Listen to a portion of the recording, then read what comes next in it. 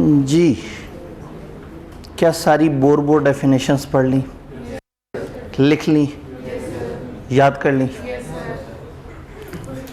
50 minute बहुत ज़्यादा होते हैं।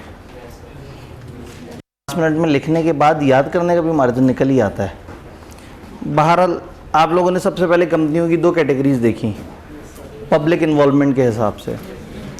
एक थी पब्लिक और एक थी प्राइवेट।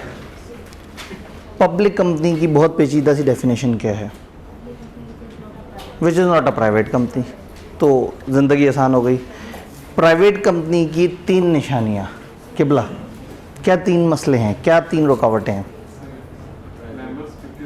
मेंबर्स 50 से ऊपर नहीं होने चाहिए, 50 तक जा सकते हैं। मतलब 50 होने चाहिए ये नहीं है, 50 से ऊपर नहीं होने चाहिए, कम हो सकते हैं।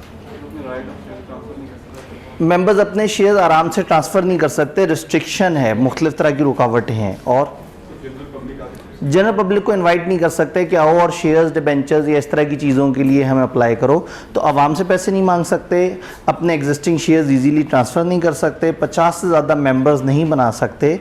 ये जो मेंबर्स की गिनती है इसमें जॉइंट मेंबर्स का क्या करते हैं? जॉइंट मेंबर्स को सिंगल काउंट करते हैं। तो अगर ज़्यादा मेंबर्स हो रहे हो तो ये एक टोटका है, लोकल टोटका है कि अगर ये कंपनी 50 से ऊपर जाने लगे और बचाना चाहते हैं तो फिर आप जॉइंट ओनरशिप की तरफ ले आएँ। मुख्तलिफ शेयर्स मिल के अगर कुछ लोगों ने ख़रीदे हुए हैं तो वो एक मेंबर काउंट होगा। प्राइवेट कंपनी की इस डेफिनेशन में कोई कन्फ्यूजन? सबको क्लियर है? फिर एक ख़ास तरह की प्राइवेट कंपनी थी, उसको हमने कहा था SMC। SMC का क्या मतलब होता है? ये सामने गली के एंड पे है जी, सिंगल मेंबर कंपनी। एक बंदा होता है, वही डायरेक्टर होता है, वही मेंबर होता है, 100% शेयर्स उसी बंदे के पास होते हैं। नॉर्मली सोल ट्रेडर अपने आप को जब कंपनी में कन्वर्ट करवाता है तो वो SMC बनाता है। और मैंने आपको बताया कि ज़्यादातर सोल ट्रेडर अपने आप को लिमिटेड लायबिलिटी दिलवाने के लिए या अपने एक्सपेंसेस को भी कंपनी के खाते डालने के लिए इस तरह के स्ट्रक्चर की तरफ आते हैं। अदरवाइज सोल ट्रेडर तो जो भी कर रहा है, जो कमा रहा है उसके ऊपर टैक्स दे रहा है और अपने आप को दिए जाने वाले पैसों को खर्चा नहीं कह सकता। लेकिन कंपनी बना के वो कहीं ना कहीं एक आर्टिफिशियल एंटिटी अपने सामने ले आता है। इसको अंग्रेज़ कहते हैं वेल ऑफ इनकॉर्पोरेशन। पाकिस्तान में ये कॉन्सेप्ट बहुत ज़्यादा नहीं है। वो इसे कहते हैं वेल ऑफ इनकॉर्पोरेशन कि एक बंदे ने अपने ऊपर नकाब चढ़ा लिया कंपनी का और अब पीछे बंदा जो है वो उसकी आइडेंटिटी छुप गई और सामने कंपनी है और जो कर रही है वो कंपनी कर रही है और कंपनी की लायबिलिटी भी लिमिटेड है। इसके अलावा कंपनी और कंपनी के ओनर अलग अलग लोग हैं। तो अक्सर लोग जो है वो फिर अपने बिजनेस को कंपनी के पीछे छुपा लेते हैं और जो कुछ करते हैं कंपनी के नाम से करते हैं। SMC प्राइवेट हमें समझ आ गई, पब्लिक समझ आ गई। पब्लिक में लिस्टेड, अनलिस्टेड। ये लिस्टेड क्या होती है? जिसकी सिक्योरिटी स्टॉक एक्सचेंज पे हो। अब यहाँ से अगला सवाल मेरा ये है कि ये स्टॉक एक्सचेंज क्या होता है? जहाँ पे आप अपनी ओनरशिप शेयर्स को बेच सकते हैं, जहाँ शेयर्स बेच सकते हैं। एक बात हमें समझ आ गई थी कि कंपनी जो मर्जी बिजनेस कर रही है, फर्नीचर का कर रही है, इलेक्ट्रिक्स का कर रही है, कुछ भी कर रही है। कुछ और लोग हैं जो हमने कहा था यहाँ 4-5 शेयर होल्डर्स थे, उनके पास शेयर्स हैं। तो 2 तरह के बिजनेस हो रहे थे, एक कंपनी का बिजनेस चल रहा था और एक शेयर्स की खरीदो फरोख्त जारी थी। तो बहुत सारे लोग इस चीज़ को एज अ बिज़नेस टेकअप करते हैं कि एक अच्छी कंपनी के शेयर्स खरीद लिए, कुछ अरसे डिविडेंड खाए और कुछ अरसे बाद वो शेयर बेच के उसके ऊपर कैपिटल एप्रिसिएशन ले ली। तो इन शेयर्स वगैरह को डील करने के लिए एक प्रॉपर मार्केट है विच इज़ स्टॉक एक्सचेंज। जो भी कंपनी रजिस्टर्ड होगी, लिस्टेड होगी स्टॉक एक्सचेंज पे, उसके शेयर्स स्टॉक एक्सचेंज जाके इजीली ट्रेड हो सकते हैं। तो अगर मेरे पास किसी अनलिस्टेड कंपनी के शेयर्स पड़े हैं तो फिर मुझे ढूंढना पड़ेगा, दोस्तों से पूछना पड़ेगा, फेसबुक पर डालना पड़ेगा, OLX पर डालना पड़ेगा, भाई मैं शेयर बेचना चाह रहा हूँ। लेकिन अगर मेरे पास लिस्टेड कंपनी के शेयर्स होंगे तो this is very easy. Stock exchange पे वो लिखा आ रहा होगा कंपनी का नाम, उसका डेली क्या कोटिंग चल रही है, उसके मुताबिक जो है वो शेयर बिक जाएगा। आई पर्सनली बिलीव कि स्टॉक एक्सचेंज का कॉन्सेप्ट हमारे सिलेबस में कहीं ना कहीं ज़रूर होना चाहिए, PRC लेवल पे, कैफ लेवल पे, सी लेवल पे। लेकिन अनफॉर्चुनेटली डिटेल से स्टॉक एक्सचेंज को हमारे सिलेबस ने कहीं नहीं एक्सप्लेन किया। इस वक्त तो टू अर्ली, हम थोड़ा सिलेबस आगे चले जाएँ, हम करीब जो पहुंचे हुए होंगे तो उस टाइम पे हम पोर्टल पे एक वीडियो ऐड कर देंगे। मैं इसी तरह से एक सेशन रखा था जिसमें स्टॉक एक्सचेंज को समझाया था और वो जो उभरते हुए नए जज्बाती इन्वेस्टर्स होते हैं, जो बच्चे हैं वो फेसबुक पे छोटी छोटी रील्स देख के एकदम इमोशनल हो जाते हैं कि मैंने भी इन्वेस्टमेंट करनी है और मैंने भी रातों रात खरबपति बनना है। तो उन लोगों को गाइड किया है कि क्या एहतियातें हैं, किस तरह से हैं, पाकिस्तानी स्टॉक एक्सचेंज कैसे काम करती है, वो इन्वेस्टमेंट का क्या पैटर्न है, SECP की क्या गाइडलाइन है, वो कौन सी वेबसाइट है जिस पे आपको सारा कुछ पता लग जाएगा कि क्या करना है और कैसे करना है। लेकिन इसके लिए आपको पहले थोड़ा सा कंपनी लॉ की अंडरस्टैंडिंग में मैच्योर होना होगा। ये सब्जेक्ट पढ़ने के बाद आप थोड़ा सा आपका विजन ज़्यादा ब्रॉड हो जाता है। तो क्या हमें पब्लिक, प्राइवेट, लिस्टेड, अनलिस्टेड सारी समझ आ गई हैं? फिर बड़ी कंपनियों की वो 3 और तरह की कैटेगरीज, वो थी लाइबिलिटी के हिसाब से। एक है लिमिटेड बाय शेयर्स, ये वाले भाई जो पिलर के साथ हैं इसी से नीचे जी। सवाल ये है कि कंपनी लिमिटेड बाय शेयर्स में मुझे बताना है कंपनी की लायबिलिटी क्या है और मेंबर की लायबिलिटी क्या है।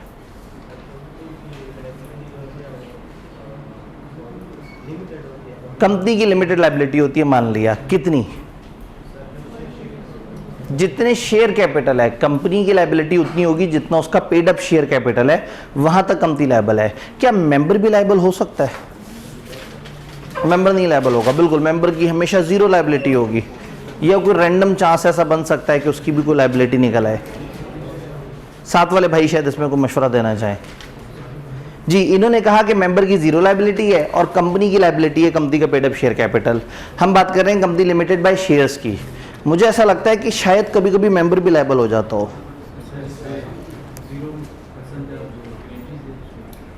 इन्होंने कहा गारंटी में होता है, शेयर कैपिटल में मैं भी साथ वाले भाई का साथ दूंगा, यहाँ पे जीरो लायबिलिटी है। इनके साथ वाले भाई के आपका ख्याल थोड़ा सा डिफरेंट है? चल नहीं, ये जो दरमियान में भाई है, जितना कैपिटल होगा वहां तक लायबल है कंपनी। और एक बंदे ने कंपनी में जो पैसे डाल दिए, अगर कंपनी बंद हो गई वो पैसे वापस नहीं आएंगे। क्या इस बंदे से फिर भी कुछ और भी वसूल किया जा सकता है कभी? हमने कहा था कि एक एक्सेप्शन है, क्योंकि कंपनी लॉ ने कहा कि कंपनी उसे कहेंगे जो मौजूदा या पुराने लॉ में बना हो। तो ये बेचारे आज भी बाउंड हैं कि 1913 वाले कानून या उससे पीछे के किसी कानून में बनी हुई कंपनी को भी साथ चला रहे हैं। तो इस तरह की कंपनी में देयर इज अ पॉसिबिलिटी कि पार्टली पेड अप शेयर हो। आज का रूल ये है कि जब शेयर्स इशू होते हैं तो अगर एक बंदे ने 10,000 के शेयर्स खरीदे हैं तो वो 10,000 देगा तो उसे शेयर्स मिलेंगे। पुराने ज़माने में आप पूरे पैसे नहीं देते थे, आप थोड़े बहुत रोक सकते थे और उसके बाद उसको 1-2 साल बाद जमा करा देते थे या देर से, तो उसको कहते थे पार्टली पेड अप शेयर्स।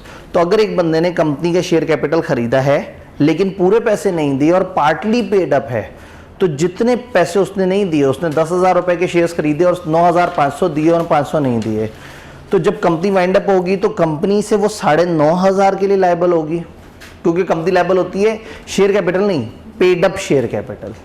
तो कंपनी के पास जो आया हुआ है वो 9,500 है और वो जो 500 उसने उधार किया है तो वो लायबल है। तो आपसे कोई पूछे जी कंपनी लिमिटेड बाय शेयर में क्या लायबिलिटी है, आप कहेंगे कंपनी लायबल होगी पेड अप शेयर कैपिटल तक, और मेंबर वैसे तो लायबल नहीं होगा, लेकिन अगर हुआ तो अनपेड अमाउंट ऑफ शेयर के लिए लायबल होगा जो उसने नहीं दी।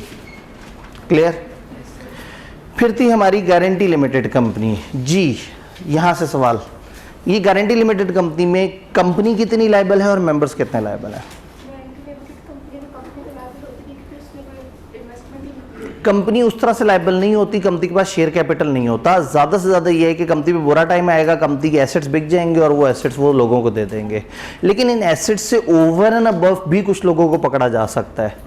वो कौन लोग हैं? अगर कंपनी पैसे नहीं दे पाएगी तो फिर कौन पैसे देगा? जिन्होंने डिबेंचर्स लिए हुए, जिन्होंने सिक्योरिटी ली हुई है। मैं समझ नहीं पा रहा। यानी एक कंपनी है, कंपनी के पास पड़े हुए हैं फर्ज करें 15 लाख के एसेट्स, कंपनी पे बुरा वक्त आया, एसेट्स बेच के उन्होंने लोगों को दे दिए, लेकिन अभी भी कुछ पैसे देने वाले बाकी हैं। तो अब मेंबर्स लायबल होंगे क्या गारंटी लिमिटेड कंपनी में? मेंबर्स बिल्कुल लायबल नहीं होंगे। सोच लें, कुछ मेंबर्स ने गारंटी दी थी अगर कंपनी पे बुरा वक्त आया तो हम लायबल होंगे, तो क्या ऐसे मेंबर्स लायबल होंगे? मतलब बड़ा क्लियर कट।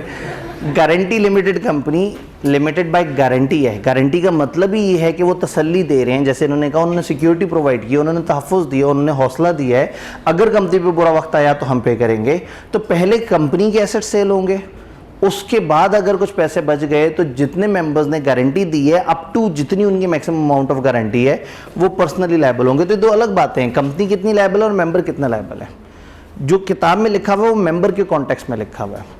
तो कंपनी लिमिटेड बाय शेयर में पेड अप कैपिटल तक लायबल है और उससे ओवर एंड अबव वो लायबल होगा जिसने उधार किया है। गारंटी लिमिटेड कंपनी अपने एसेट्स के लिए लायबल है, उससे ओवर एंड अबव वो लायबल होगा जिसने गारंटी दी है।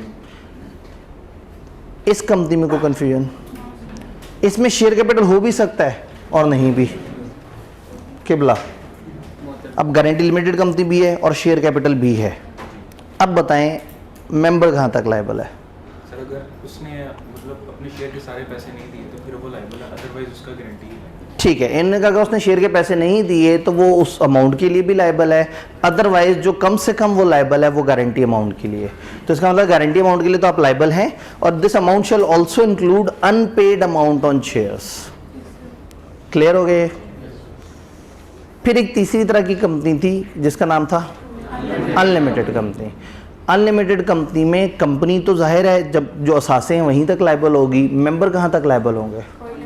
कोई लिमिट नहीं है, उनको अपने घर के एसेट्स बेचने पड़े या जो भी हो उनको वो नुकसान पूरा करना पड़ेगा।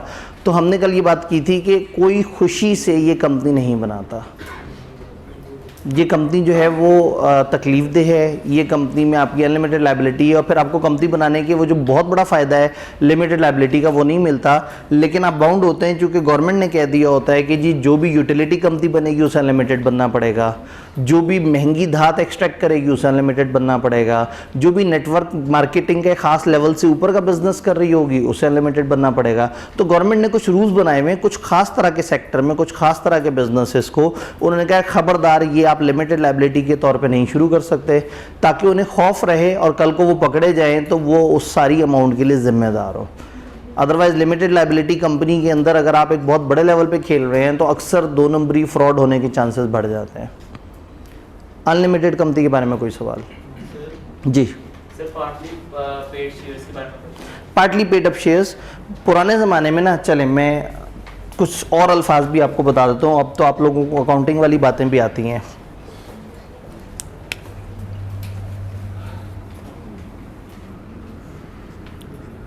इशूड, सब्सक्राइब्ड, पेड अप, ये 3 लफ्ज आपने देखे होंगे कहीं ना कहीं, 3 लफ्ज इकट्ठे देखे होंगे कहीं ना कहीं। अकाउंट्स में लिखा होता है issued, subscribed and paid up capital. पुराने ज़माने में कॉन्सेप्ट क्या होता था? अब हम बहुत पीछे जा रहे हैं, हम 1984 से पीछे जा रहे हैं। पुराने ज़माने में एक होता था इशूड कैपिटल। इशूड कैपिटल का मतलब है एक कंपनी है, उसको 20 करोड़ की ज़रूरत है, उसने जनाब 20 करोड़ इशू कर दिया। किसी पढ़े लिखे इंसान से पूछते हैं, नहीं मेरे अलावा भी कुछ और लोग पढ़े लिखे होंगे, ख़वातीन में से कोई जो है ना, ये जो 20 करोड़ है इसको इंग्लिश में कैसे लिखेंगे? जो मिलियन शिलियन वाला सिस्टम है। जी जी जी 20 करोड़ को इंग्लिश वाले निज़ाम में, काफरों का फिरंगियों का निज़ाम, जी 20 मिलियन देख लें। आप कहना चाह रही हैं 1 मिलियन 1 करोड़ के बराबर होता है, तो इसका मतलब है 20 मिलियन 20 करोड़ हो जाएंगे। किसी दिन ज़रा सा भी टाइम मिला ना, मैंने आप लोगों की वाली प्रैक्टिस ज़रूर करानी है। मुझे लग रहा है कि आप लोग ना, पता होता ही है कि आप अकाउंटिंग के सवाल करते हैं मिलियन बिलियंस और इस तरह के, उसमें कंपनियों में ऑडिट करने जाएंगे, आप कहेंगे हाँ जी ये डेप्रिसिएशन की क्या एंट्री है, वो कहें यार 53 करोड़ की एंट्री पा दें। अब पहले तो आप 53 को सोचते रहेंगे कि ये मतलब क्या 53 है या उसका कोई भाई है, और फिर 53 करोड़ को आपके वाले निज़ाम में कैसे लिखते हैं? बैठे पाकिस्तानी माहौल में, किताबें यूके माहौल की हैं। तो इसलिए जो है ना वो फर्म में जाने से पहले थोड़ा सा आपको पता होना चाहिए, क्योंकि हमारे कल्चर में जो चीज़ें चलती हैं वो देसी तरीके से चलती हैं। तो खैर 20 करोड़ के बारे में, 20 करोड़ कितने मिलियन जी? 200 मिलियन। हमें 200 मिलियन का हिंट मिल गया। एक कंपनी ने इशू किया 200, यानी एक कंपनी क्या करती थी, भाई हमें 200 मिलियन चाहिए, वो अखबार में इश्तिहार दे देते थे, तो माना जाता था कि कंपनी ने इशू कर दिया है 200 मिलियन। उसके बाद क्या होता था, लोग अप्लाई करते थे, कोई कहता था मुझे इतने खरीदने हैं शेयर्स, कोई कहता था मुझे इतने शेयर्स खरीदने हैं। तो जब लोग अप्लाई करते थे तो फ़र्ज़ करें इन्होंने 200 मिलियन ऑफ़र किए, अवाम की तरफ से रिस्पॉन्स आया 180 मिलियन का, तो 180 मिलियन बन जाता था सब्सक्राइब्ड कैपिटल, अप्लाइड कैपिटल, लोगों ने जिसके लिए सब्सक्रिप्शन। ये ऐसे ही है जैसे जैज़ वाले कहीं ये नई ऑफ़र है, हम आपको बता रहे हैं और आप में से कुछ सब्सक्राइब करें कुछ ना करें, तो ये ऑफ़र है, उन्होंने कहा हम 200 मिलियन इशू करना चाह रहे हैं, लेकिन लोगों ने कितने की एप्लीकेशन दी, 180 मिलियन की। ये मैं 1984 से पीछे की बातें कर रहा हूँ, 180 मिलियन की एप्लीकेशंस दी। अच्छा, उस टाइम पे फिर ऑप्शन होता था कि आप जब अप्लाई कर रहे हैं और आपके पास थोड़ा बहुत पैसों की कमी है लेकिन आप वादा कर रहे हैं आप शेयर लें, तो आप कुछ पेमेंट जमा करा दें और कुछ पेमेंट थोड़ा सा सहूलत के साथ जमा करा दें। तो दिस कैन हैपन कि आप इस 180 मिलियन में से जमा करा देते 150 मिलियन और 30 मिलियन हो जाता अनपेड शेयर कैपिटल। फिर जब कंपनी को कोई मुश्किल टाइम आएगा, किसी जगह पैसों की ज़रूरत पड़ेगी, तो कंपनी फिर करती है इसको कॉल, उसको हम कहते हैं कॉल्ड अप कैपिटल। जब तक आप ऐसे कॉल नहीं करते ये कहलाता है अनकॉल्ड कैपिटल। जब आप लोगों से कहते थे पैसे जमा करा दो तो ये कॉल्ड अप कैपिटल कहलाता था, और जब लोग पैसे जमा करा देते थे तो वो पेड अप कैपिटल कहलाता था। लॉ आहिस्ता आहिस्ता करके कुछ रूल्स अपने अपडेट करता गया। लॉ ने कहा भाई अब आज के दौर में आप जितना सब्सक्राइब करोगे आपको पूरे के पैसे देने पड़ेंगे। इसका मतलब ये नहीं हो सकता कि सब्सक्राइब आपने ज़्यादा किए और पे कम किया है तो आपको इतना ही पे करना पड़ेगा। फिर अगला रूल लेके आए, उन्होंने कहा जितना लोगों ने सब्सक्राइब असल में किया है उसी को इशूड कैपिटल माना जाएगा। ये कैटेगरी ही खत्म कर दी कि ऑफर कितना हुआ था और अप्लाई कितना हुआ था। वो कहते हैं जो अप्लाई हुआ है असल तो ये कैपिटल है ना, लोग तो इसके लिए इंटरेस्टेड है, तो यही इशूड होगा, यही सब्सक्राइब्ड होगा, यही पेड अप कैपिटल होगा।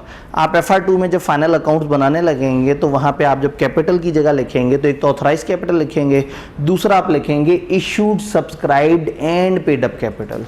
तो ये अल्फाज बहुत पीछे से चले आ रहे हैं कि पहले ये अलग अलग कैटेगरी होती थी, लेकिन आज के दौर में ये तीनों सेम हो चुके हुए हैं, issued, subscribed, paid up capital. तो ये अल्फाज उस ज़माने के हैं जब इनका अलग अलग मतलब होता था, तो अब ये कंपाउंड वर्ड बन गया है, issued, subscribe and paid up capital. इसका मतलब है कंपनी ने जो ऑफर किए थे उसमें से जितने लिए गए उतने ही पे हुए।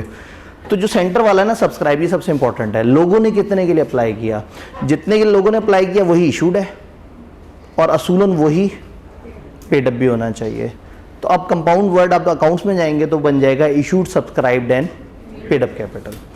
अब वो कॉन्सेप्ट खत्म हो गया है। नहीं तो ये जो 180 मिलियन में से 150 मिलियन पे हुआ और 30 मिलियन नहीं पे हुआ तो कंपनी लायबल होती थी 150 मिलियन के लिए, और वो मेंबर्स जिन्होंने पैसे नहीं दिए वो लायबल होते थे इस अमाउंट के लिए। लेकिन अब ये सारी कहानी खत्म हो चुकी है। डन। इन्हें असूलन ये जुमले निकाल देने चाहिए, लेकिन ये अभी भी किसी पुरानी कंपनी के चक्कर में कि चलो कुछ पुरानी कंपनियां मौजूद हैं इसलिए वर्ड्स देते आ रहे हैं। अदरवाइज अब कंपनी लॉ ने बड़ा एक्सप्रेसली कहा है कि खबरदार आज के दौर में कोई पार्टली पेड अप कैपिटल नहीं इशू करेगा, जितने पैसे आएंगे उसी के मुताबिक कैपिटल माना जाएगा। जी, कोई कंफ्यूजन, कोई परेशानी? 200 मिलियन के शेयर्स कंपनी ने ऑफर किए हैं, ठीक है, लेकिन लोगों ने 180 मिलियन के जो है ना पे किए हैं, तो फिर ये फर्क नहीं आ जाएगा इश्यूज में? और जी बिल्कुल। अब अगर कंपनी ने इशू ऑफर किए 200 मिलियन लेकिन अवाम ने आके अप्लाई कर दिया 180 मिलियन के लिए, तो कंपनी ऑनवर्ड इशूड कैपिटल अपना कहेगी ही 180 मिलियन को। वो जो 200 मिलियन है उसे कहेंगे ये हमने ऑफर किया था, तो वो ऑफर्ड कैपिटल है, लेकिन जो ऑफिशियल वर्ड इशूड कैपिटल रखेंगे वो उतने का ही रखेंगे जितने के लिए लोगों ने अप्लाई किया है। तो इसका मतलब ये है कि सब्सक्राइब्ड अब मेन वर्ड है, जितना सब्सक्राइब्ड होगा उतना ही पेड अप होना चाहिए और जितना सब्सक्राइब होगा उतना ही माना जाएगा इशूड है। तो अब कैपिटल की दो कैटेगरीज बन गई, वो जो आपकी मैक्सिमम लिमिट है वो ऑथराइज्ड कैपिटल, हम आगे चल के उसके ऊपर बात करेंगे, और जो आज के दौर में कंपनी की लायबिलिटी कितनी है वो है issued, subscribed and paid up capital की। तो फाइनेंशियल स्टेटमेंट्स में दो कैटेगरीज नजर आती हैं, एक ऑथराइज कैपिटल, एक issued, subscribed and paid up capital. तब इन तीनों को इकट्ठे बोलें या इनमें से कोई भी एक वर्ड बोल लें, उसका एक ही मतलब है कि कितने लोगों ने अप्लाई करके उसके पैसे दिए थे। जी, जी जी, 200 मिलियन से ज़्यादा भी एक्सीड हो सकता है? सवाल ये कि क्या 200 मिलियन से ज़्यादा एक्सीड हो सकता है। हम एक चैप्टर में जाएंगे प्रोस्पेक्टस, वहाँ हम पढ़ेंगे कि अगर कंपनी ने जो ऑफर किया उससे ज़्यादा की एप्लीकेशन आ जाएं तो फिर कंपनी क्या करेगी। दोनों सूरतों में देखेंगे, कम की एप्लीकेशन आए तो क्या करेंगे, ज़्यादा की एप्लीकेशन आए तो क्या करेंगे। सर, जी कंपनी को अगर नीड है 200 मिलियन की, ठीक है। तो ऑफर जो मतलब पब्लिक ने की है 180 मिलियन, बिल्कुल तो बाकी के 20%। एग्जैक्टली मैंने यही कहा कि जब हम उस चैप्टर में जाएंगे तो वहाँ हम देखेंगे कि अगर कम आ गए हैं तो हम क्या करेंगे। जस्ट फॉर अंडरस्टैंडिंग बता दूं, आप एक आध बैंक के साथ अरेंजमेंट कर लेते हैं कि अगर कभी भी हमारे पास कम पैसे आए तो रिमेनिंग गैप आप देंगे और हम आपको शेयर्स इशू कर देंगे। बड़ा मशहूर ज़माना कॉन्ट्रैक्ट होता है, लेकिन हम आगे जाके पढ़ेंगे इसको अंडर राइटिंग कॉन्ट्रैक्ट। तो बैंक्स के साथ अंडर राइटिंग कॉन्ट्रैक्ट कर लेते हैं। अब जब ये बात हो गई तो दूसरी भी थोड़ी सी सुन लें, असल हम कहीं और पढ़ेंगे। अगर ओवर सब्सक्रिप्शन हो तो फिर बैलेटिंग होती है, चूंकि कंपनी को तो 200 मिलियन चाहिए। अब ऐसा थोड़ी कि लोग ज़्यादा आ गए तो उन्होंने कहा चलो कोई बात नहीं, रिजर्व्स भी ऐड हो जाएंगे। जो पर्पज़ है उससे ज़्यादा के लिए आप नहीं ले सकते, तो फिर आप कुरानदाजी करते हैं और फिर खुश नसीब लोगों के नाम निकाल के और बाकियों को उनके पैसे वापस कर देते हैं।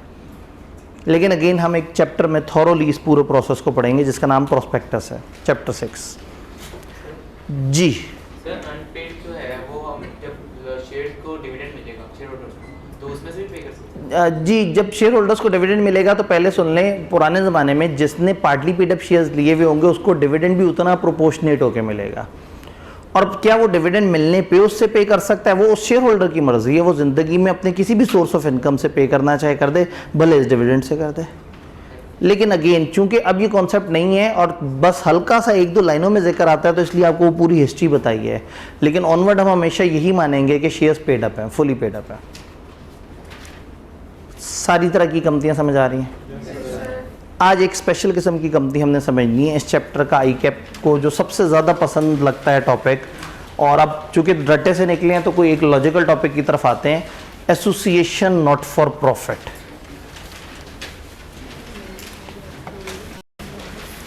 एसोसिएशन नॉट फॉर प्रॉफिट, ये नॉट फॉर प्रॉफिट का क्या मतलब होता है? जो प्रॉफिट के लिए नहीं है, नॉन प्रॉफिट ऑर्गेनाइजेशन। अगर प्रॉफिट के लिए नहीं है तो वो क्या करते होंगे? वेलफेयर के काम करते होंगे, अच्छे अच्छे काम करते होंगे। जैसे भाई एसबीआई की एग्जांपल देने लगे थे, ये तो फॉर लॉस इंस्टीट्यूशन। जी, not for profit association, not for profit. Not for profit इदारे या इमदाद बामी के इदारे या अच्छे इदारे नॉर्मली कहलाते हैं कोऑपरेटिव सोसाइटी, और नॉर्मली ये जाते हैं कोऑपरेटिव सोसाइटीज़ एक्ट 1925 के अंडर, या कुछ और रूल्स हैं, ट्रस्ट एक्ट है और इस तरह के और रूल्स हैं जिसके अंदर इस तरह की कंपनियां रजिस्टर होती हैं। अब हम पढ़ने जा रहे हैं एक ऐसी कंपनी को जो है तो नॉट फॉर प्रॉफिट इदारा, लेकिन उसकी ख्वाहिश है कि वो कंपनी लॉ में आके रजिस्टर हो जाए। कि नॉट फॉर प्रॉफिट इदारे को कंपनी लॉ में रजिस्टर होने की ख्वाहिश क्यों होगी? Limited liability. Not for profit इदारा पहले नेक नियति से बना है, वो अपना बिजनेस ऑपरेशन चला रहे हों और ऐसे में किसी जगह किसी मामले में उनसे कोई कोताही हो जाए और उनको करोड़ों का कोई डैमेज पड़ जाए तो वो तो लेने के देने पड़ जाएंगे। बेचारे वो नेक लोग जिन्होंने इदारा शुरू किया, पहले तो वो इदारे के पैसों से पे करेंगे, फिर अपने घर के असासों से ला के पैसे देंगे। तो वही बात है कि वो गिलास टूटा 12 आने, कि कुछ आपने किया भी नहीं, आप एक्टिविटी जिसके लिए आपने बनाया था वो भी सही से नहीं हुई, और ऊपर से जितने आपने पैसे लगाए थे उससे ज़्यादा का आपको नुकसान हो गया। तो लिमिटेड लायबिलिटी सबको पसंद होती है। तो अगर नॉट फॉर प्रॉफिट इदारा कोई है और वो चाहता है कि वो लिमिटेड लायबिलिटी की तरफ आए तो कंपनी लॉ ने एक ऑप्शन दिया है, एसोसिएशन नॉट फॉर प्रॉफिट। फिर एक स्टेप और आगे आते हैं, कंपनी लॉ की कंपनियों की वर्थ होती है। कंपनी लॉ एक रिकग्नाइज कानून है। अगर कोई इदारा आके लोगों से डोनेशन मांगे और वो कहेंगे जी आप लोग क्या करते हैं, उन्होंने कहा जी हम भूखों को खाना खिलाते हैं और सैलाब ज़दगान की मदद करते हैं।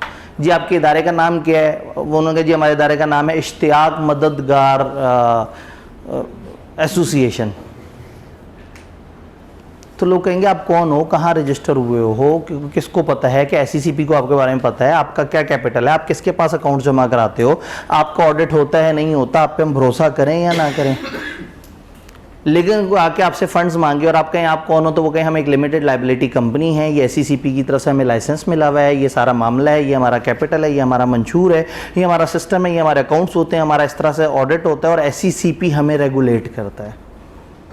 तो लोगों के जहन में उस इदारे की थोड़ी सी सैंक्टिटी बेहतर हो जाएगी। आप भी कभी किसी के पास जाके कहेंगे जी हमें कुछ अच्छे काम के लिए मदद चाहिए, तो वो पूछेंगे आप कौन हैं, आप कोई इदारा हैं, आप इंसान हैं, आप इंडिविजुअल हैं, आपका क्या सेटअप है। तो जब आप कहेंगे जी हम चंद इंडिविजुअल हैं तो लोग भरोसा नहीं करेंगे।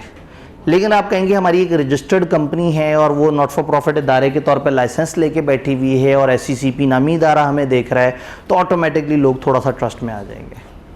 तो अगर आप नॉट फॉर प्रॉफिट इदारा शुरू करना चाहते हैं और आप कंपनी लॉ की लिमिटेड लाइबिलिटी और कंपनी लॉ का एक स्टैंडर्ड स्टेटस एंजॉय करना चाहते हैं, तो फिर आप आएंगे SECP के पास। मैंने एक अजीब सी CP बोल दी, ये क्या चीज़ है जी? SECP, ये नाम आप लोगों ने कभी कभार खबरों में सुना होगा। Securities and exchange commission of Pakistan. Company law के ऊपर जो अथॉरिटी है वो SECP है। जैसे हर तरह के बिजनेस सेगमेंट या हर तरह के जोन के ऊपर गवर्नमेंट की कोई अथॉरिटी होती है, तो पाकिस्तान में कंपनी लॉ को जो डील करने वाली अथॉरिटी है, जैसे टैक्स को डील करती है FBR नाम की अथॉरिटी, जैसे क्रिकेट को डील करती है PCB नाम की अथॉरिटी, तो हर तरह के सेगमेंट के ऊपर अथॉरिटी तो हमारे कंपनी लॉ को डील करती है SECP। हमारे सिलेबस में इसका इंट्रोडक्शन भी है, लेकिन वो इंशाल्लाह ताला हम नेक्स्ट वीक में जाके कर रहे होंगे। चैप्टर ज़रा बड़ा है, chapter 1। SECP securities and exchange commission of Pakistan, ये लोग जाएंगे इनके पास और कहेंगे हमें चाहिए लाइसेंस, हम नॉट फॉर प्रॉफिट इदारा बना रहे हैं, हमें लाइसेंस चाहिए। SECP कहेगा आपको हम लाइसेंस दे देंगे, लेकिन हमारी 4 शर्तें हैं। अगर आपने हमारी 4 की 4 शर्तें पूरी कर दी तो हम आपको लाइसेंस दे देंगे। एक दफ़ा प्रोसेस देख लें, ज़ाहिर है फिर इंग्लिश तो आप देख लेंगे। और अब रट्टा लगा लगा के आदत हो गई है कि ज़्यादा सारा पढ़ना होता है और किताब में थोड़ा लिखा होता है, लेकिन आज रिवर्स हो जाएगा। अब हम देखेंगे कंपनी लॉ में असल में क्या होता है, हम पढ़ेंगे थोड़ा सा और मिलेगा ज़्यादा सा। ये जाएंगे इनके पास और कहेंगे कि जी हमें आपकी तरफ से लाइसेंस चाहिए, हमें नॉट फॉर प्रॉफिट इदारा बनाने की इजाज़त दें। वो कहेंगे ठीक है जी, हमारी 4 शर्तें हैं। आपने कहा क्या शर्तें हैं? उन्होंने कहा पहली शर्त, any one of the pre defined objects आपने चूज करने हैं।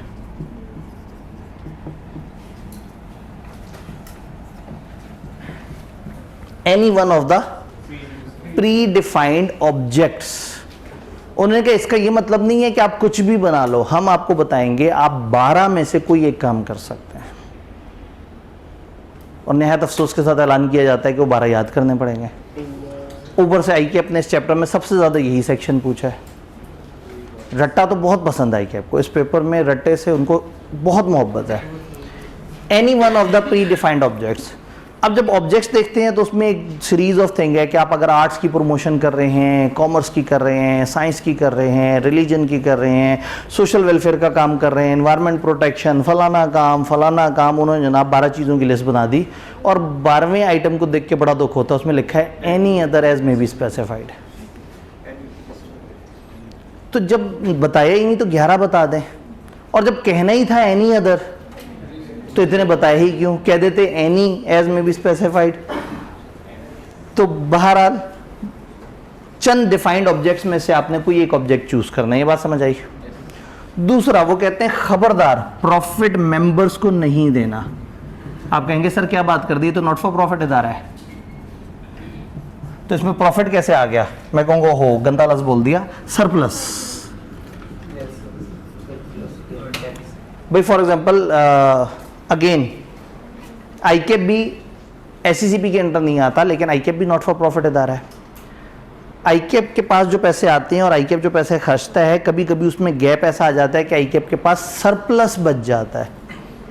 प्रॉफिट कहना गुनाह है, प्रॉफिट नहीं सरप्लस बच जाता है। तो इन इदारों में हम प्रॉफिट का वर्ड नॉर्मली इस्तेमाल नहीं करते, हम उसे कहते हैं सरप्लस है। कई दफ़ा इनके पास डोनेशन ज़्यादा आ जाती हैं और इनके खर्चे कम हुए होते हैं। तो अगर इनके पास सरप्लस बच जाए या प्रॉफिट किसी भी किस्म का बच जाए तो ये अपने मेंबर्स में नहीं बांटेंगे, ये इदारा डिविडेंड नहीं देगा। आपको लाइसेंस मिलना 4 शर्तों पे। पहली शर्त है डिफाइंड ऑब्जेक्ट, दूसरी शर्त है अगर कोई सरप्लस है तो मेंबर्स को नहीं जाएगा, तो फिर सरप्लस लगाएंगे कहाँ? तीसरी शर्त, सरप्लस आपके ऑब्जेक्ट्स पे लगेगा, आपके ऑब्जेक्ट्स की प्रमोशन में लगेगा। आप अच्छे कामों की तरवीज के लिए सरप्लस लगाएंगे। अगर आपको ओवर एंड अबव चीज़ें मिल गई हैं तो आप अपने इदारे की मशहूरी करेंगे, आप अपने इदारे के ऑब्जेक्ट्स को मजबूत करेंगे। आपका अगर एक हॉस्पिटल था तो उसमें 15 और बेड्स डाल देंगे। आप अगर भूखों को खाना खिलाते थे तो अपना एरिया एक्सपेंड कर लेंगे, या कम से कम अपने इदारे की तशहीर करना शुरू कर देंगे।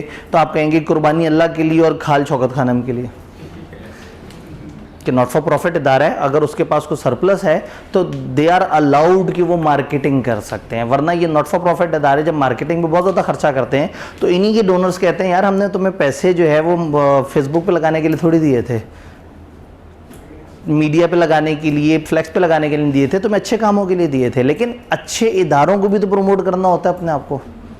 तो अगर आपके पास सरप्लस है तो यस, फिर आप अपने ऑब्जेक्ट्स की प्रमोशन कर सकते हैं। चौथी शर्त ये है कि खबरदार पाकिस्तान के अगेंस्ट नहीं आना आपने।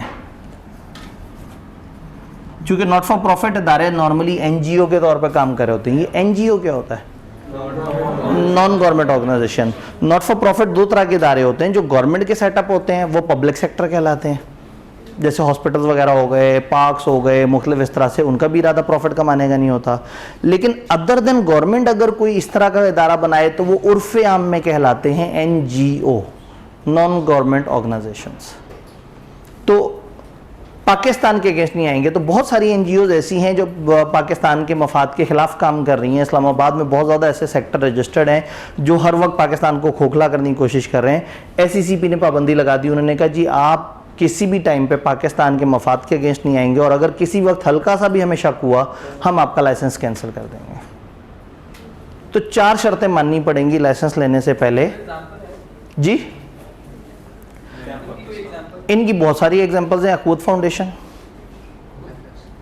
फाउंडेशन कर्जे देते हैं छोटे मोटे, और लोगों को जो है ना, ये जो छोटा सनतकार है या जो छोटे हाउस होल्ड जो बिज़नेस हैं उनको सपोर्ट कर रहे होते हैं।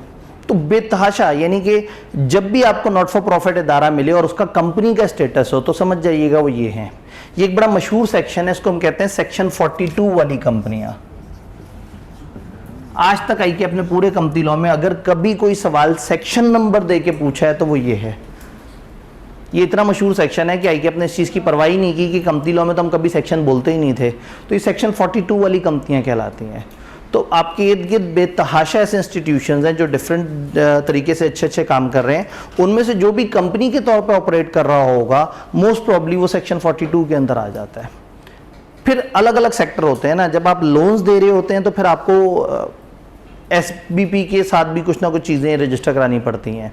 तो ये डिपेंड करता है कि वो कौन से सेक्टर में काम कर रहे हैं। जो हेल्थ में जाके काम करेगा उसको फिर हेल्थ की भी 2-3 अथॉरिटीज़ को बीच में इन्वॉल्व करना पड़ेगा। तो जो कंपनी लॉ की अथॉरिटी इस तरह की कंपनियों के रजिस्टर होने में इन्वॉल्व होती है वो एससीसीपी है। और ये जो नॉट फॉर प्रॉफिट इदारे कंपनी के तौर पर आते हैं उनके पास मेनली यही ऑप्शन होती है कि वो एससीसीपी के अंडर आके इसमें रजिस्टर हो जाते हैं। तो पाकिस्तान में सैकड़ों आपको एग्जांपल्स मिल जाएंगी। जो भी नॉट फॉर प्रॉफिट इदारा बनाए और लिमिटेड लायबिलिटी रखना चाहे वो इसी सेक्शन के अंदर आके रजिस्टर हो जाता है। ये बात समझ आई? आपने इसको फॉलो किया, आपने कहा हम बड़े अच्छे लोग हैं, आपके बताए हुए ऑब्जेक्ट्स में से एक को चूज़ करेंगे, हम प्रॉफिट सरप्लस नहीं देंगे मेंबर्स को, हम ऑब्जेक्ट्स की प्रमोशन में लगाएंगे और पाकिस्तान के अगेंस्ट नहीं आएंगे। उन्होंने दे दिया आपको लाइसेंस मिलने का मतलब है अब आप एक नॉट फॉर प्रॉफिट इदारा बन गए हैं और अब आप उसके तौर पे काम करना शुरू कर सकते हैं। और अगर कभी भी आपने कोई गड़बड़ की तो लाइसेंस जो है छीन लिया जाएगा। इस लाइसेंस मिलने के बाद आपको एक और प्रिविलेज भी मिल जाती है, आप अपनी कंपनी के एंड से वर्ड लिमिटेड हटा सकते हैं। आपने देखा होगा कंपनियों के एंड पे वर्ड लिमिटेड लिखा होता है। लॉ ने कह दिया आप अपने नाम के एंड से वर्ड लिमिटेड हटा लें, कोई मसले की बात नहीं है। तो लिमिटेड हटाने से ऐसा कोई क्या कमाल हो जाएगा? कंपनी वही है, कंपनी का स्टेटस भी वही होगा, उसी तरह से पब्लिक कंपनी होगी, सब कुछ वैसे ही चल रहा होगा, लेकिन नाम से लिमिटेड हटाने से क्या फ़ायदा? मैं एक एग्जांपल देता हूँ जिससे बात समझ आ जाती है।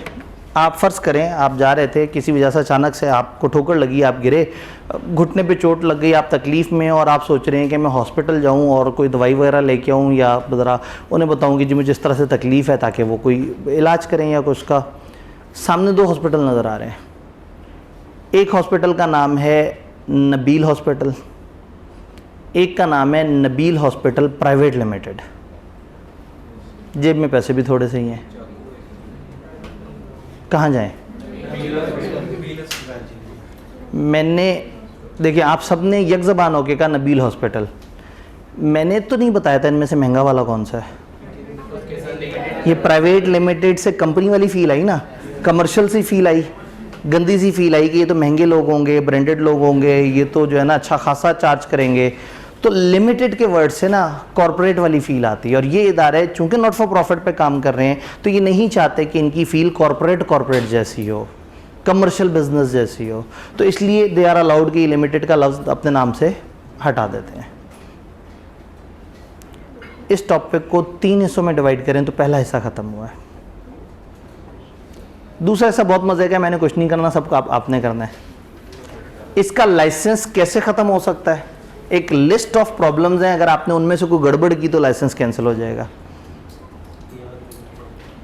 तो मुझे तो कुछ करने की ज़रूरत ही इसमें, ज़्यादा से ज़्यादा मैं आपको वो दिखा दूंगा कि वो कौन कौन सी शर्तें हैं। एक काम करते हैं, किताब से नहीं पूछते, थोड़ा सा खुद ही अंदाज़ा लगा लेते हैं ये लाइसेंस कैसे कैसे ख़त्म हो जाता होगा। अगर ऑब्जेक्ट से हट गए तो, पाकिस्तान के अगेंस्ट आ गए तो, डिविडेंड दे दिया तो, पैसे गलत जगह लगा दिए, ऑब्जेक्ट्स के बजाय कहीं और लगा दिए, क्या कर दिया, पर्सनल इंटरेस्ट में कुछ कर लिया, अवाम के अगेंस्ट चले गए, मुल्क के अगेंस्ट चले गए, वायलेशन ऑफ लॉ, लॉ तोड़ दिया, लाइसेंस की शर्तें तोड़ दी, अपने ही लिखे हुए जो मेमोरेंडम आर्टिकल जो आपके अपने डॉक्यूमेंट्स हैं उन्हीं के खिलाफ चले गए, फ्रॉड कर लिए। मेंबर्स अगर एक खास लेवल से कम हो जाएं, इदारा आहिस्ता आहिस्ता लोग छोड़ना शुरू हो जाएं, तो एक लिस्ट ऑफ प्रॉब्लम्स हैं जो लॉ ने बताई जिससे इनका लाइसेंस कैंसिल हो जाएगा। इससे पहले कि हम तीसरे हिस्से की तरफ जाएं, ज़रा पहले 2 हिस्से को जल्दी से पढ़ लेते हैं, फिर तीसरे की तरफ आते हैं। जी अल्हम्दुलिल्लाह, टॉपिक शुरू किया तो ख़त्म तो करेंगे ना। आदत ख़राब हुई हुई है ना, वो इतनी नन्ही मुन्नी सी डेफिनेशन, वो बोर थी, खुश थी और उस वक्त बेस बन रही थी। कंपनियां समझना ज़रूरी था, अब बेस बनी हुई, अब तो मज़ा आएगा। मगर टीचर तो वैशी हो गया। Association not for profit, SECP shall grant license if following conditions are fulfilled.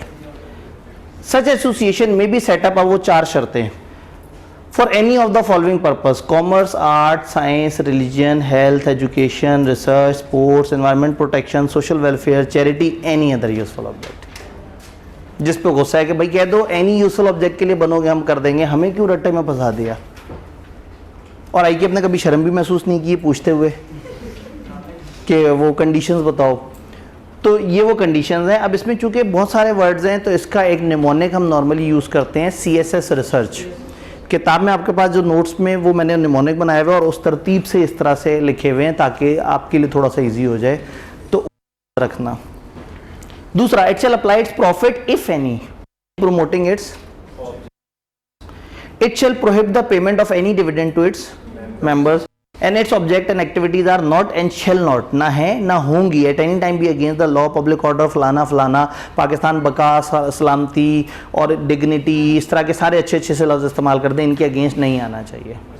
अब ये डेफिनेशन नहीं है, ये कंडीशन है, ये प्रोसेस है, आप अल्फाज अपने यूज़ करने को मसला नहीं। आप इस जुमले को जैसे मर्जी लिखना चाहें, अगर आप समझा वही दें जो यहाँ लिखा हुआ है, ओके है।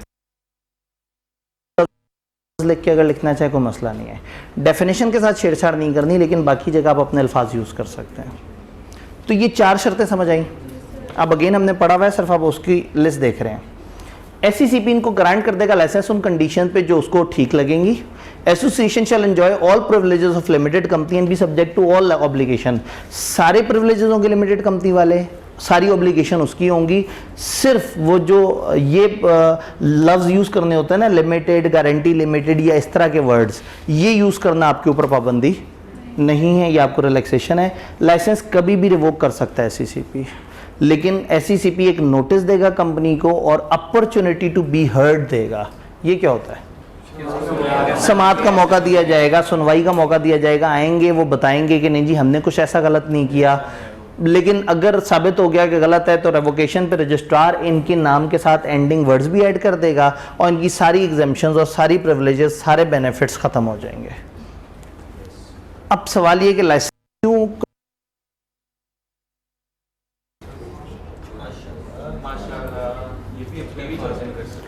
और मैंने कुछ नहीं करना, मैंने तो सिर्फ स्माइली है यहाँ साइड पे, मैं स्माइली बना देता हूँ कि मेरा बस इतना ही काम था। लिस्ट आपने देख ली, रट्टा मार लें, देखते हैं क्या कहते हैं। कंपनी या management fail to comply with any terms और कंडीशन ऑफ लाइसेंस, लाइसेंस की कोई टर्म तोड़ दी तो लाइसेंस टूट जाएगा।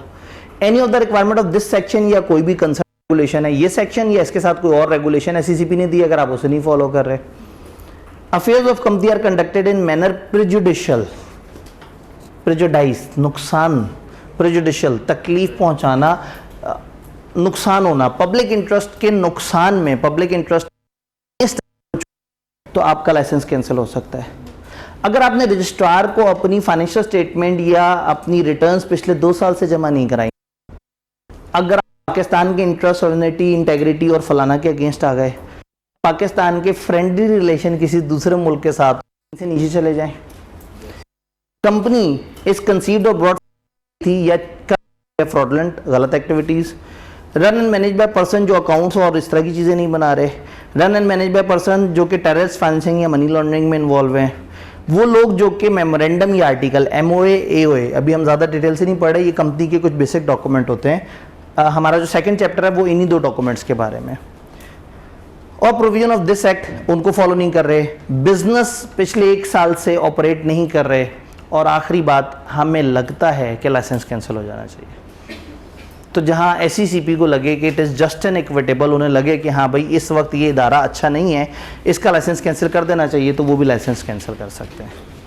तो पहला हिस्सा था लाइसेंस मिलेगा कैसे, दूसरा हिस्सा था लाइसेंस जाएगा कैसे, तीसरा हिस्सा लाइसेंस जाएगा तो कंपनी कैसे जाएगी, कंपनी के साथ क्या होगा। अब अगेन बड़ी इंटरेस्टिंग कहानी है, कल फिर दोबारा से जो बेस बनानी, अभी उसको ख़त्म कर लेते हैं। ठीक है, जैसे आपको बेहतर लगे। ये इस तरह के बच्चे जो है ना, ये बाहर जाके सबसे मार खाते हैं नहीं, इस तरह के बच्चे कौम का मेहमान हैं, और इस तरह के बच्चे जो है ना हमेशा हौसला देते हैं कि हमें आगे से आगे पढ़ना चाहिए। आज आखिरी वर्किंग डे इस वीक का, हम सैटरडे को कौन सा पढ़ते हैं? 5 days a week क्लास है मासूम सी। ये कौन सा कोई इतना बड़ा पेपर है कि हमने कुछ 7 दिन से पढ़ना है इस तरह से करके।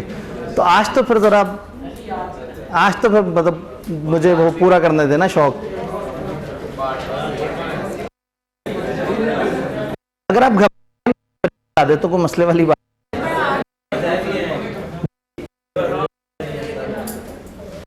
लाइसेंस कैंसिल हो गया। अब होगा कि चलिए काम करता हूँ, आसान लगेगा, मैं इंग्लिश नहीं दिखाता, मैं ज़बानी बता देता हूँ, उसे टाइम बच जाएगा। और सर इंग्लिश ही तो देखने से सहूलत होती थी, घर जाके नहीं पढ़ना पड़ता था।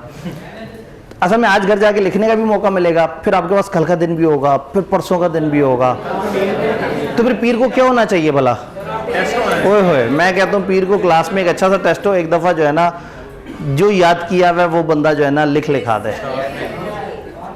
अभी से आदत बनानी है ना लिखने लिखाने की, ठीक है जी। अगर ये लिक्विडेट हो तो इनके मेंबर्स की लायबिलिटी कितनी, जितना इनकी लिमिटेड लायबिलिटी है उतनी ही होगी, यानी वो इन पे सारे रूल्स वही नॉर्मल कंपनियों, कोई और। लेकिन अगर ये खुद से लिक्विडेट करना चाहें तो लॉ ने ये चालाकी नहीं करने देगा। भाई कंपनी में पैसे पड़े हुए हैं, डिविडेंड तो आप दे नहीं सकते, तो आप सोचें काम करते हैं इसको लिक्विडेट करते हैं और पैसे निकाल लेते हैं। तो अब ये तीसरा जो प्रोसेस है वो यहीं से स्टार्ट हो रहा है। जैसे ये कंपनी का लाइसेंस ख़त्म होगा, नंबर 1 वो कहेंगे खबरदार आप डोनेशन लेना बंद कर दो। नंबर 2 वो कहेंगे लिमिटेड का लफ्ज़ लगाना शुरू कर दो। नंबर 3 ये कहेंगे कि अपने सारे एसेट्स उठाओ, अपने नेट एसेट्स उठाओ और अपने ही जैसे किसी दूसरे इस तरह के इदारे को ट्रांसफ़र कर दो। फिर हमें आके बताओ, अथॉरिटीज़ को आके बताओ कि जी मैं ऐसा कर चुका हूँ। उन्होंने कहा जब आप अपने एसेट्स उनको ट्रांसफ़र कर रहे हो तो थोड़े से पैसे बचा लेना। अब आप खुश हो गए कि शायद अब हमें कुछ पैसे मिलने वाले हैं। उन्होंने कहा इसलिए बचा लेना कि तुम लोगों ने अपनी कंपनी को ऑफिशियली लिक्विडेट करने का भी तो प्रोसेस शुरू करना है, उसमें भी तो खर्चा पानी लगेगा। तो अगर इनका लाइसेंस कैंसिल हो गया तो एसेट्स पे इनका हक नहीं है, वो अवाम का पैसा है, अवाम के एसेट है और अवाम पे ही लगेंगे। तो सारे नेट एसेट्स उठा के किसी और सेक्शन 42 वाली कंपनी, प्रेफरेबली इन से जैसे ही ऑब्जेक्ट वाली कंपनी, ये अगर आर्ट्स में काम कर रहे थे तो फिर आर्ट्स वाली ही किसी और कंपनी को ये अपने नेट एसेट्स ट्रांसफ़र कर दें, अथॉरिटीज़ को बताएं, फिर अथॉरिटीज़ जो है इनको कहेंगी कि ठीक है जी आपने सारे एसेट्स ट्रांसफ़र कर दिए, अब हम आपको इजाज़त देते हैं आप कंपनी को बंद करने का प्रोसेस शुरू कर लें। अगर तो कंपनी के जीरो एसेट्स लायबिलिटीज़ हैं तो सिंपली वो जाएंगे रजिस्ट्रार जो SCCP के अंडर ऑफिसर है, उसे कहेंगे कि जी हमारा नाम आप रजिस्टर से कैंसिल कर दो। लेकिन अगर कंपनी के कुछ एसेट्स अभी ऐसे हैं जो नहीं बिक पा रहे, टाइम लग रहा है या इस तरह से, तो SCCP कहेगा ठीक है फिर आप अपना वाइंडिंग अप का प्रोसेस शुरू करवा लो। वाइंडिंग अप के प्रोसेस में क्या होता है, एक बंदा साल के अंदर अंदर कंपनी के एसेट्स बेच के लायबिलिटी सेटल करके और कंपनी को क्लोज कर देता है। तो अगर तो आपके सारे ही एसेट्स ट्रांसफ़र हो गए इजीली तो आप नेम स्ट्राइक ऑफ करने की एप्लीकेशन दे दें, और अगर भी कुछ एसेट्स लायबिलिटीज़ रहते हैं तो भी कंपनी को बंद कर दें और वॉलंटरी वाइंडिंग अप के लिए अप्लाई कर दें रजिस्ट्रार के पास, और फिर एक और प्रोसेस शुरू हो जाएगा जो हमारी किताब के चैप्टर 12 ने बताया है। तो उन्होंने एक सवाल के पीछे आपने टॉपिक पूरा पढ़ा दिया है। भाई अलर्ट होकर बैठे हुए थे, वो सोच रहे थे कि सर कहीं कोई चालाकी तो नहीं कर रहे, तो एक सवाल का जवाब देते देते जो है वो टॉपिक खत्म हो गया। तो इतना मज़ेदारी वाली बात तो है। कल परसों फजूल बातें कर रहे थे ना कि वो ऐसे करके पार्टली पेड अप होगा तो लायबिलिटी होगी नहीं होगी, तो बड़ा मज़े का टॉपिक है। इस चैप्टर का ICAP को सबसे ज़्यादा पसंद है ये टॉपिक, क्योंकि अभी हमने इस पूरे वीक इस चैप्टर में कोई काबिल ज़िक्र मज़ेदार बात नहीं देखी, ज़्यादातर डेफिनेशंस देखी हैं। तो मेरे भी दिल पे बोझ रहता कि अगर वीकेंड आ जाता और आप लोगों के पास कोई काम का टॉपिक ही ना होता। अब तसल्ली से आप इस काम के टॉपिक को देखेंगे, पढ़ेंगे, समझेंगे और मंडे के लिए जो है ना तैयार होके आएंगे कि एक अगर ऐसा सब्जेक्ट है जिसमें ज़्यादा रट्टा है और थोड़ी लॉजिक है तो सवाल किस तरह के आते हैं। और फिर उस दिन आपको एहसास होगा कि याददाश्त इधर बहुत ज़रूरी है। बीलो में ना 6 लाइनें पूछता था, वो 5 लाइनें पूछता था, यहाँ 1.5 सवा पूछता है जी। अगर हम गवर्नमेंट को बताया बगैर इसके एसेट्स बेचकर लंदन चले जाए, अगर इन्होंने कहा गवर्नमेंट को बताए बगैर हम इसके एसेट बेच के लंदन चले जाएं फिर क्या होगा। बड़ा सियासी सा शहर इन्होंने इंतखाब किया। तो उन्होंने कहा अगर हम बगैर बताए इसके एसेट बेच के चले जाएं तो गवर्नमेंट फिर आपके खिलाफ केस करेगी, लंदन वालों से रब्ता करेगी, उनसे कहेगी हमारा बंदा हमें वापस करो, और उस बंदे को उठा के जेल में डाल देंगे। बीमार गया तो फिर कुछ नहीं कह सकते। तो ये तो जो है ना ये आप लोगों के सियासी मसले तो जारी रहेंगे। एक जमात को दूसरे जमात के लीडर की बुराई सुननी है, दूसरी जमात को पहली जमात के लीडर की बुराई सुननी है। मैं इंशाल्लाह दोनों की बुराइयां सुनाता रहूँगा, आपको परेशान ना हो। ठीक है जी, मैं पाकिस्तानी हूँ, मैं किसी जमात का सपोर्टर नहीं हूँ। ठीक है जी, इंशाल्लाह मिलते हैं। ये वो इंग्लिश है जो मैंने आपको नहीं दिखाई, जो अब आप देख ही लेंगे। तो बस अब कल ऑफ है, यानी मैंने आपको पहले दिन बताया था कि हम कंपनी लॉ ज़्यादा तकलीफ में नहीं पड़ते, ये 5 डेज़ अ वीक चल रहा होता है। ठीक है, इंशाल्लाह ताला मंडे को